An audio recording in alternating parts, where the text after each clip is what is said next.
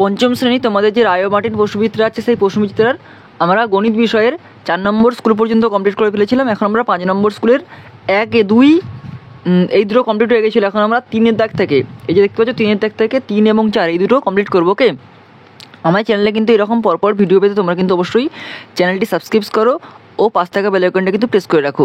আর এই ভিডিওগুলো কিন্তু তোমরা বন্ধুদের মধ্যে শেয়ার করে দাও, যাতে তারাও কিন্তু সম্পূর্ণ প্রশ্নবিচিত্রার সব স্কুলগুলো কমপ্লিট করে ফেলতে পারে।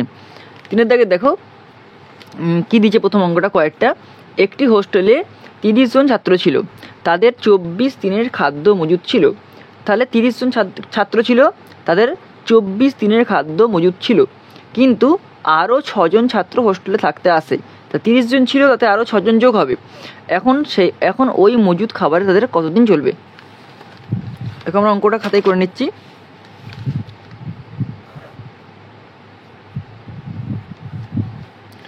দেখো, একদিকে লিখবো জুন, একদিকে লিখবো দিন, বা তোমরা ছাত্র সংখ্যাও লিখতে পারো, ছাত্র সংখ্যা।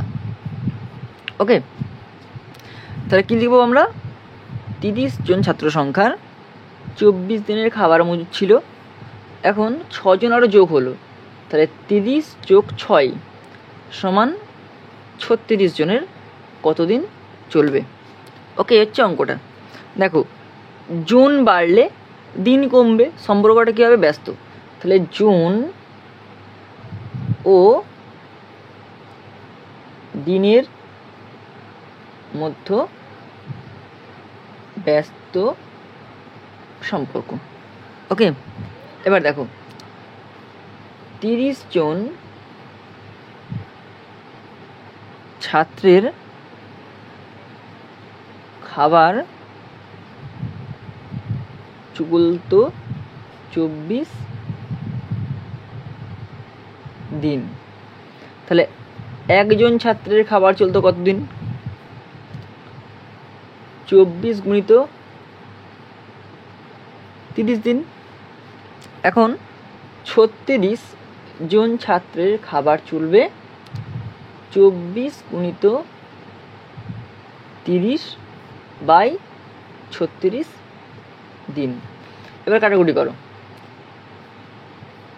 2 12 24, 2 18 36, আবার 2 6 12, 2 9 18, আবার দেখো 3 2 6, 3 3 9, 3 10 30।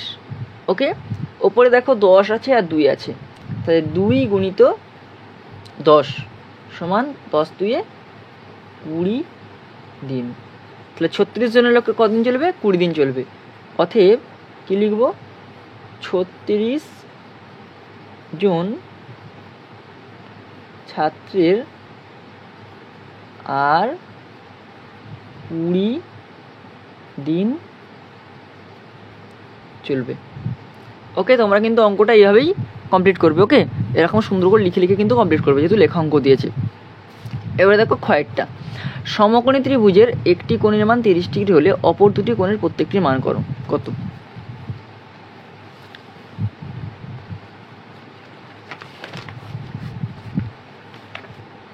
তাহলে কত হবে? দেখো, ক্ষয়েরটা কি দিয়েছে? দেখো, মোট হচ্ছে 180 ডিগ্রি হচ্ছে মোট কোণের মান। এখন এর থেকে 30 ডিগ্রি বিয়োগ করো। তাহলে 180 থেকে 30 বিয়োগ করলে কত হবে? 150 ডিগ্রি। ওকে, এখন কি দিয়েছে? সমকোণী ত্রিভুজের একটি কোণের মান 30 ডিগ্রি হলে অপর দুটি কোণের মান কত? প্রত্যেকটির মান কত? তাহলে 150 ডিগ্রি মাইনাস সমকোণী ত্রিভুজ বলছে, তাহলে কত হবে? সমকোণী ত্রিভুজ মানে 90 ডিগ্রি। তাহলে 150 থেকে 90 ডিগ্রি বাদ দিলে কত হবে? 60 ডিগ্রি। তাহলে কত ডিগ্রি হচ্ছে দুটি কোণের মান? একটা হচ্ছে 30 ডিগ্রি, একটা হচ্ছে 60 ডিগ্রি। ওকে, এবার চলে আসো গয়েরটা। কী দিয়েছে? মদনবাবু করিদ্দা বাজার থেকে 480 টাকায় 6টি গামছা কিনেছেন। যদি 800 টাকার গামছা কিনতে, তাহলে কটি গামছা পেতেন? তাহলে একদিকে লিখবো টাকা আর একদিকে লিখবো গামছা সংখ্যা। গামছা সংখ্যা। তাহলে 480 টাকায় 6টা গামছা কিনেছে।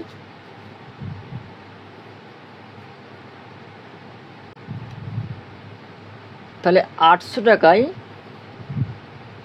কটে কিনবে?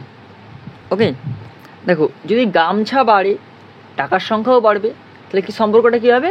সরল সম্পর্ক। তাহলে সম্পর্কটি হবে সরল সম্পর্ক। ওকে, এখন 480 টাকাতে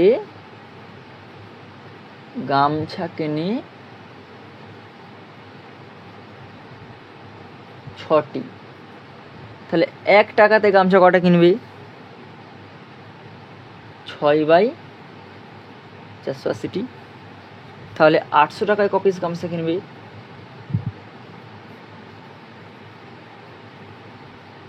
0 কেটে দাও।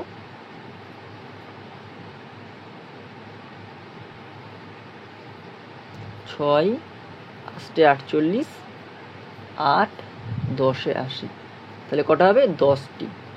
তাহলে 800 টাকায় 10টি গামছা কিনবে।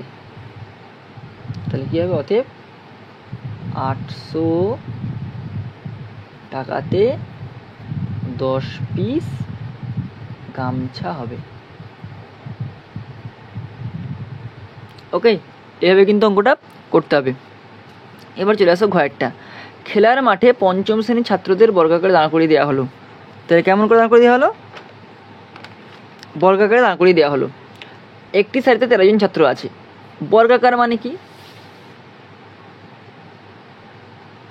5ম শ্রেণীর ছাত্রদের বর্গাকারে দাঁড় করিয়ে দেওয়া হলো। বর্গাকার মানে বর্গক্ষেত্রের আকার, এরকম যা 4টে বাহু দৈর্ঘ্যই সমান,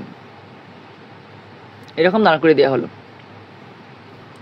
ওকে, এখন দেখা যাচ্ছে যে একটি সারিতে 13 জন আছে। তাহলে একটা সারিতে কতজন আছে? একটি সারিতে 13 জন আছে। ওকে, এখন কিছুক্ষণ পরে কিছু ছাত্র চলে গেল। দেখা গেল ছাত্রদের বর্গাকার সাজানো হলে একটি সারিতে 9 জন রয়ে গেল। তাহলে একটি সারিতে কতজন রয়ে গেল? চলে যাওয়ার পরে একটি সারিতে আছে, একটি সারিতে 9 জন আছে। চলে যাওয়ার পর প্রশ্ন হচ্ছে যে কতজন ছাত্র চলে গেল। দেখো এখানে মোট একটা সারিতে 13 জন আছে, তাহলে বর্গাকার বলেছে, তাহলে বর্গাকার হলে কী হবে? 13 গুণিত 13, তাহলে তার গুণগুলো কত হবে? 169 জন ছাত্র ছিল। এখন 9 জন ছাত্র এখন আছে, তাহলে 9 গুণিত 9, 9 9 কত? 81 জন ছাত্র বর্তমানে আছে। তাহলে কতজন চলে গেছে? অতএব চলে গেছে 169 বিয়োগ 81 সমান কত হবে? 88 জন। তাহলে কতজন ছাত্র চলে গেল? 88 জন ছাত্র চলে গেল। এইভাবে কিন্তু তোমরা অঙ্কটা করবে। ওকে, এরপর দেখো 4 দাগে কয়টা দিয়েছে? ঘনকের প্রতিটি তল ড্যাশ, ঘনকের প্রতিটি তল ড্যাশ। একটা ঘনক মানে এরকম লুটোর ছক্কা, এর প্রতিটা তল কী হয়? একটা বর্গাকার শেপ তৈরি করে। তাহলে বর্গাকার। পিরামিডের পার্শ্বতলগুলি সর্বদা ড্যাশ হবে। এটা কী হবে?